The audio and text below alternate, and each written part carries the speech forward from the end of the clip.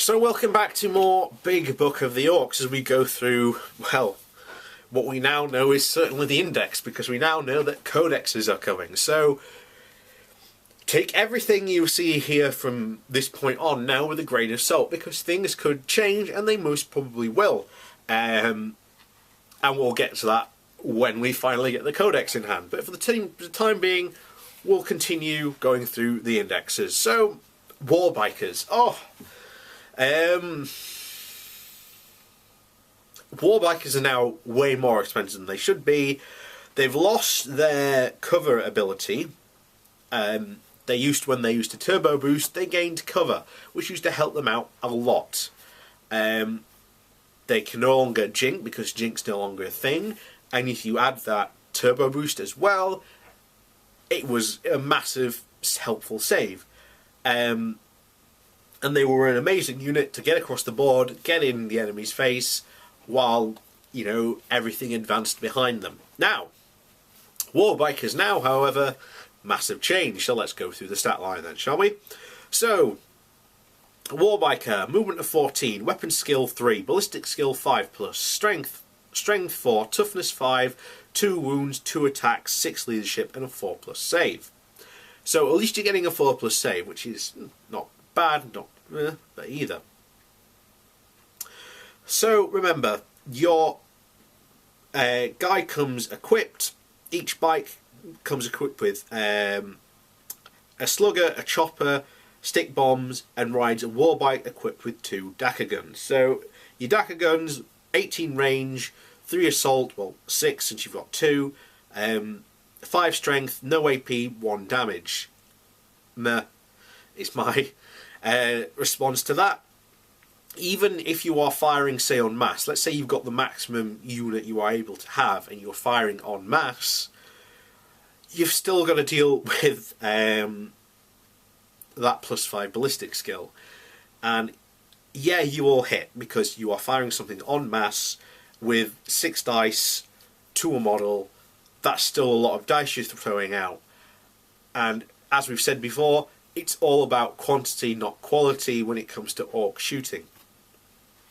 But the main area where these guys are meant to go is they are meant to get into close combat. Now remember, you can take a boss knob, and he can take a power claw, he can take a big chopper, probably the power claw, because that's what you probably want.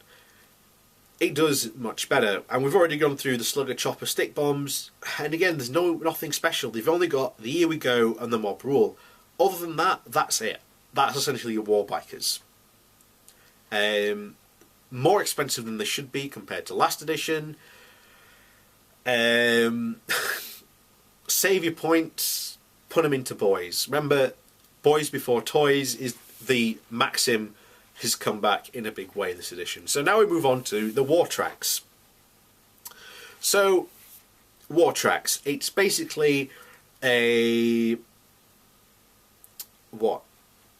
to be a more tough buggy. It's not really, but we'll go through the stat line. So, War Track, 12 movement, +3 weapon skill, +5 ballistic skill, 4 strength, 5 toughness, 6 wounds, 4 attacks, 6 leadership, and a +4 save.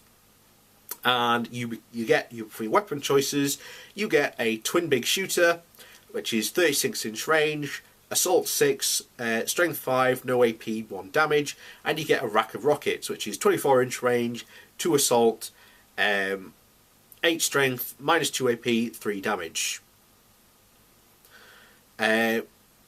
War Tracks depends what you want, really. I'd go for the rockets. You can take the big shooters if you're going up against an all infantry army. Then yeah, the big shooters. But rack of rockets, you're talking what? So what? 5 in a unit of War Tracks. That's still a lot, even if you're on your assault 2. They're still pretty good. But the big bonus this time around is they've got Outriders.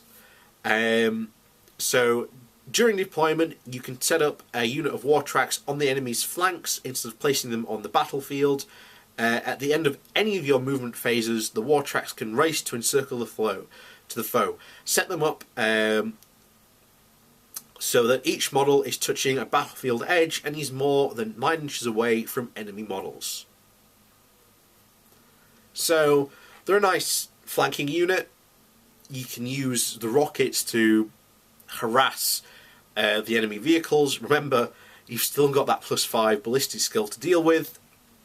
So if you are going to take this as a backline harasser, then I'd say as many as you can, really. So Scorchers, essentially it's a war track with a Scorcher. So Scorcher, 8 range, assault d6, 5 strength, -1 AP, 1 damage, and this weapon automatically hits its target. So essentially it's the same rules as the war tracks, got outriders. So what do you do here? Scorchers are basically your heavy flamer. It gets around your ballistic skill. If your enemy, I'd say the option here is a no-brainer. If your enemy is going to take a lot of vehicles and you want something to come from the back line as a harassment unit to be able to target those vehicles, then you want to take the war tracks with your rack of rockets.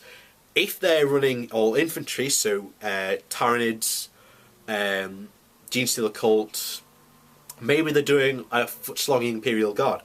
I don't know. Maybe fighting other orcs. Scorchers are amazing. Not only have you got that,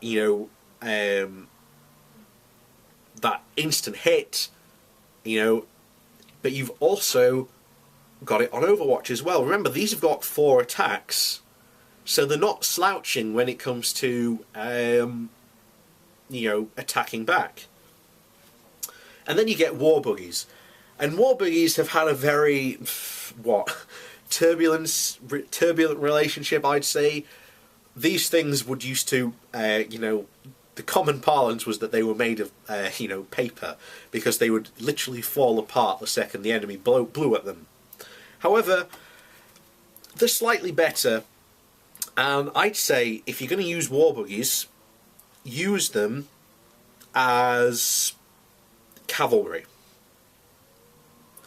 And I think that's how you're really going to think of all these war tracks and the Scorchers as well. I'd use them as outflanking cavalry, backline harassment, shooting at the vehicles to take them out. Now, war buggies, your stat line's different. So you've got 14 movement compared to 12, 3 weapon skill, 5 plus ballistic skill, 4 strength, 5 toughness, 5 wounds, 4 attacks, 6 leadership, and a +4 save. Again, it's not bad, not amazing, but again, they've got outriders, so for a backline harassment unit, not bad. And again, they've got your twin big shooters and your rack of rockets. So you really, again, it entirely depends on what your enemy's going to be taking. I'd say rack of rockets probably every time, because I think purely for the fact that you are getting 3 damage, if you're attacking multiple wound targets, most of the sort of non-character units like that have 2 wounds apiece at them. So if you're thinking firing these rockets every time, 1 wound is going to at least kill one of them, or you're going to do at least 3 damage to a vehicle, and potentially do a lot of damage, because obviously these are assault 2, and as we've talked about before with the tank busters, make sure everyone's equipped with a rocket launcher. However, they had obviously rerolls, this doesn't. So make sure, again, if you take war buggies, that you are taking as many war buggies as you can. So you're taking up to 5 war buggies there. So that's essentially the what I would class really as your cavalry. War bikes, too expensive. If you've got them, take them, but bear in mind, they're not as good as they used to be. Your war tracks and scorchers and your war buggies, amazing outflank rule. Use that to your advantage. And again, particularly for your war tracks and your war buggies, I go with your rack of rockets every single time. And your scorcher, which is essentially a heavy flamer, you have to get close because it's obviously 8-inch range. But even if you do get within 8-inch range and you're a threat of being charged, remember, this bypasses your orc ballistic skill. This is a heavy flamer. This automatically hits its targets. So you are moving past the to hit roll to straight to wound roll. And, you know, your opponent has to take a -1. So, very good against, you know, pretty much all infantry there with your scorchers. So, it will entirely depend on what your opponent is taking. But me personally, I will be buying some war buggies certainly this edition because I think they're pretty good. I will probably be getting some scorchers as well, just because of how good flamers are this edition. So next time, we finally get into the heavy support, and we'll be talking about big guns and mech guns, because there's another massive change and improvement to them. So, until next time.